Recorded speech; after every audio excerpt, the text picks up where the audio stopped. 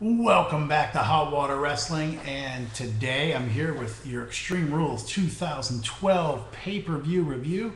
I'm sorry I didn't get to do this last night after it went off the air, but I was just really tired and I didn't think I could really give you guys the kind of review that I know I could give and that you deserve. So forgive my little tardiness, I guess. But enough delay, let's get into it. Overall, I thought this was a really good pay-per-view. I enjoyed the hell out of it. We got blood. Oh my God, we got blood in the WWE, and we got it in droves. Why didn't they do this at Hell in the Cell at WrestleMania? I don't know. Not a bloodthirsty fan. I know I say that every time, but I am a bloodthirsty fan. I'm not. I'm not. But when you have an Extreme Rules pay-per-view and you have an Extreme Rules match, there should be blood. It makes stuff more exciting in certain stipulations, So props to WWE, just for that alone. I give this this pay-per-view an extra star just for that, and hopefully we haven't seen the last of it. So yeah, I thought it was a really well done pay-per-view. I had a feeling this was going to be pretty good. Just for some reason, I had a feeling that they were going to have a good pay-per-view. Obviously, the excitement of Brock Lesnar coming back and wondering what he's going to do and how that's going to go down, definitely had me in from the beginning. But also, some of the other matches did look interesting. So we'll get right into it. United States Championship, Santino Marella. I know this is what you guys want to hear. Versus The Miz. Marella won the match. I did not see the match. It was not on the actual pay-per-view broadcast. It was part of the pre-show, which I did not catch. So all I really know is that he won, and people have told me that it was silly he used a Cobra. How can it not be silly? So down goes The Miz. It's better off he was not on the actual pay-per-view broadcast. Not that many people got to see it. It's probably a good thing for him.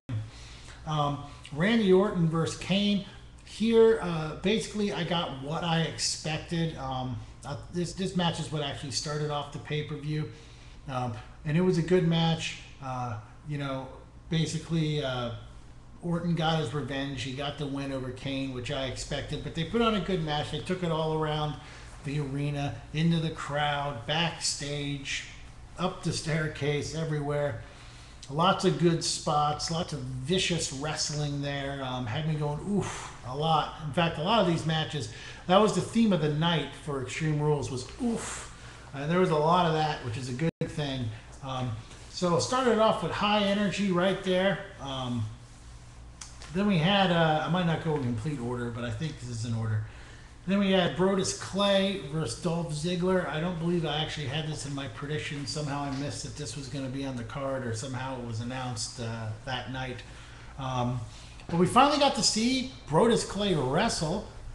Finally got him be challenged in some way. I kind of knew he was going to go over here because this is his first, I guess, real match he's had, real challenge he's had. And they put so much into this character, it was kind of a given that they were going to let him go over. And so who knows how long the Funkasaurus thing will last.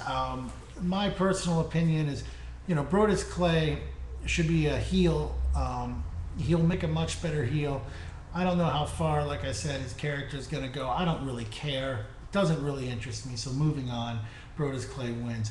Then we had Cody Rhodes versus The Big Show for the Intercontinental title. And to my surprise, Cody Rhodes has regained his title. And so this feud hopefully will come to an end now. But who knows, because The Big Show lost in a controversial way.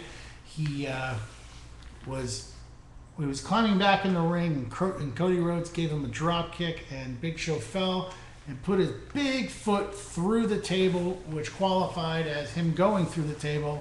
They rang the bell and gave the victory to Cody Rhodes. Big Show was not satisfied. He climbed back in the ring and plowed Cody through a table. It was a pretty good match, a little better than I thought it was going to be. But now we really get into the, hold on. Ryback came out and did the same thing he's been doing on SmackDown the last few weeks. He devastated two jobber local wrestlers. I'll give my 2 cents on Ryback since we're talking about it.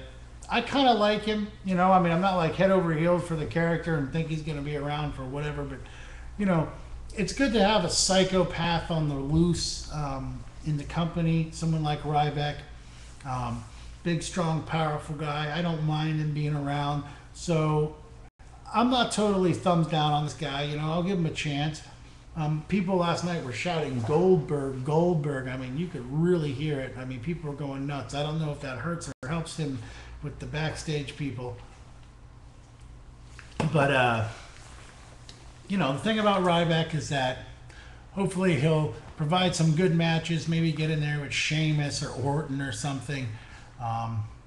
Who really knows? But he's kind of cool. Anyways, all right, here we go. Here's where things really started to get interesting.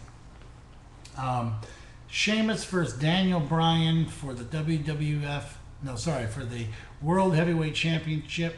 This was a great match, better than I expected.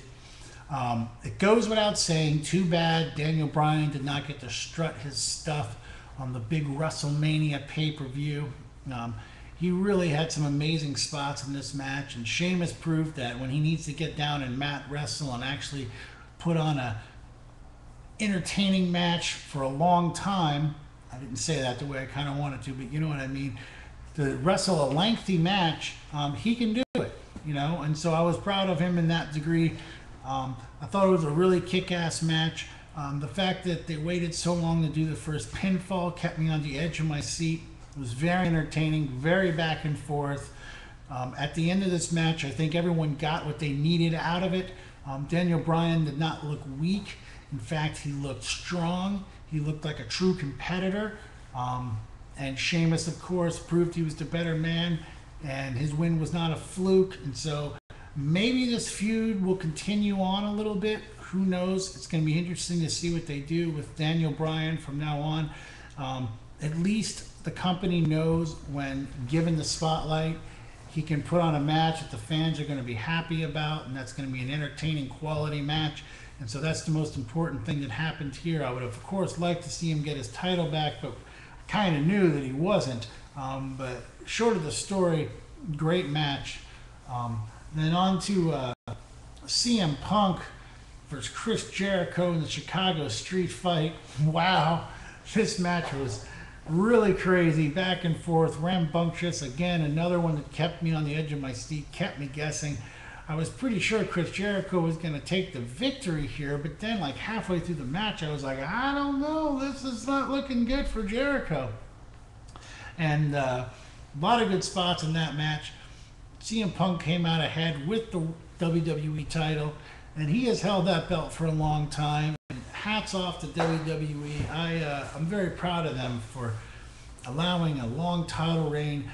There's something about Extreme Rules that felt very different. And wrestling has felt different. Ever since right around WrestleMania, basically, you know, when we were building up to WrestleMania with the, you know, the rock concert and all that stuff, it seemed to really be getting back to the older ways. The product seems a little darker, a little more sinister, a little more committed to being wrestling and not so much an entertainment company, even though what I'm saying is a complete fallacy. I know they consider themselves an entertainment company. I'm not trying to get ahead of myself, but you could feel it in the air last night. You know, there was just something special that was going on, and it's something I feel that could last. We could actually have a big year in 2012 where we take a swerve away from what we've seen the last few years. And I think last night at Extreme Rules, they proved that they can really sink their teeth into these characters, give some of these new guys a chance. CM Punk Jericho match was kick-ass, a great follow-up to their great match at WrestleMania, so 2 thumbs up there. And then lastly, I forgot about the Divas Championship match. Well, basically, I'll go ahead and skip it for the most part, but Layla returned and won the title. We all thought it was going to be Amazing Kong coming back, or what do they call her? Karma coming back and squashing Nikki Bella, or Brie Bella, I forget which one has the belt. That did not happen, so Layla has it. Maybe Layla will get squashed here on Monday Night Raw tonight or in the coming weeks, because we're looking at Beth Phoenix, Karma, feud going on, which will be interesting. Why the hell not? So, all right, John Cena versus Brock Lesnar. Out of the gate, this match was off the hook.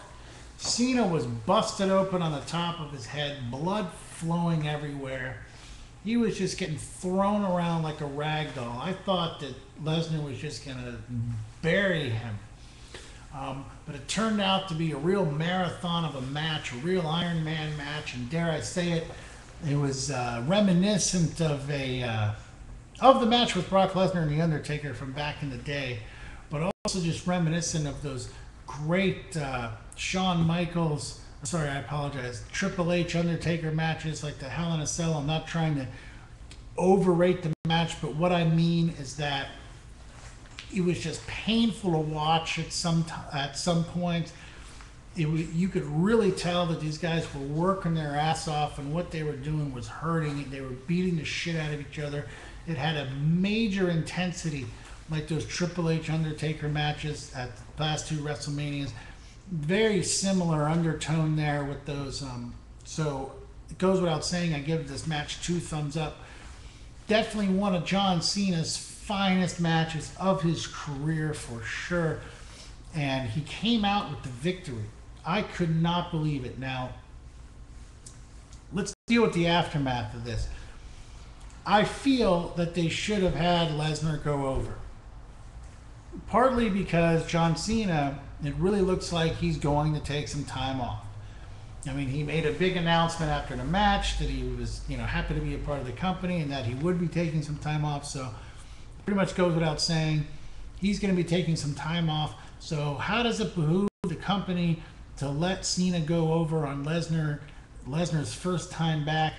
The one saving grace of it all is that it didn't necessarily make Brock Lesnar look weak because of what he went through, because of the damage in this match and the damage he dealt out to Cena. And it was an Extreme Rules match, and there were weapons involved and staircases involved and chains involved. So it's not like, Cena went in there and beat him in an actual wrestling match. I mean, one would have to say after watching that, Lesnar dominated him for more than the first half of the match. And so if that was a regular old match, he would have been able to pin Cena long before things spiraled out of control to where all these weapons and staircases were flying around. But, I don't see how they did that, how they gave the victory to John Cena. It's the one thing that kind of cheesed it up a little bit. Cena was not going to look weak, especially if they would have had him do his entire comeback the way he did, but just it was not going to be enough. And there he went behind the curtain for a vacation, and when he comes back, he's got to, restake his claim as the best guy in WWE because he took 2 losses. But that's not going to happen, so it's going to be very interesting to see what happens from this point forward, how much they'll use Lesnar. I'd be very shocked if we don't hear from Lesnar for a while, because it's kind of silly, that he lost that match, but it was a fantastic match. I really enjoyed it. So I mean, I can't really kick it in the balls because it's a match I'm going to watch again over and over. It's going to be, one of my favorite matches in recent history for sure. In the last, 2-3 years, it's right up there with my favorite matches. Really, really enjoyed it. They really took things to the limit in this match. And I have to say, the Sheamus and Daniel Bryan, excellent, awesome. Chris Jericho and Punk, excellent, awesome. And Lesnar and Cena, excellent and awesome. You had 3 great matches there. That's 5. You had 3 great matches there. Couldn't have asked for anything more. If any of these matches would have been on the WrestleMania card, it would have just made it all that much the better. So I look forward to seeing what they're going to deliver next. Look forward to seeing what Brock Lesnar is going to do next. So they definitely have my interest. Definitely peaked up here. So I hope you guys enjoyed this pay-per-view. Hope you enjoyed my little overview kind of review of it. And I'll see you next time on Hot Water Wrestling. Peace out.